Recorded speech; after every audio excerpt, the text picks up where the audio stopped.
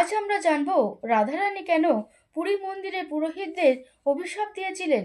আজকের পর যদি কোনো অবিবাহিত প্রেমিকা প্রেমিক এই মন্দিরে একসঙ্গে প্রবেশ করে তবে তাদের প্রেম জীবন স্থায়িত্ব পাবে না।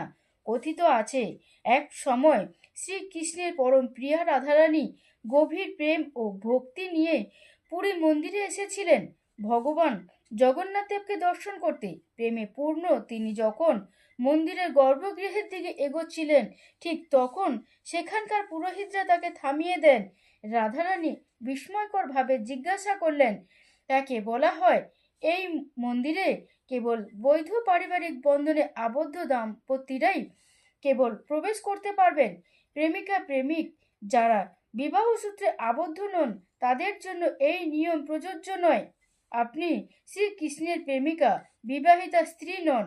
এই কথা শুনে রাধারানীর হৃদয় গভীরভাবে আঘাত পায়। তবে চোখে তখন বেদনা, প্রেমে এক অদ্ভুত মিশ্রণ। কথিত আছে সেই আবেগ মুহূর্তে তিনি বলেছেন যে প্রেম ভগবানকে পেতে চায়, তাকে নিয়মের অজুহাতে দূরে সরানো হয়, তবে সেই নিয়ম প্রেমের আসল অর্থ বোঝে না। এই বেদনা থেকেই জন্ম নেয় এক বিশ্বাস।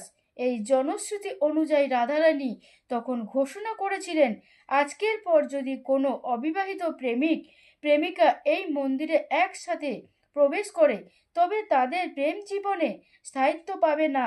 তাদের প্রেম জীবনের ওপর বিপরীত প্রভাব পড়বে এবং তাদের জীবনে সাধারণ সুখ শান্তি থেকে বঞ্চিত হবে।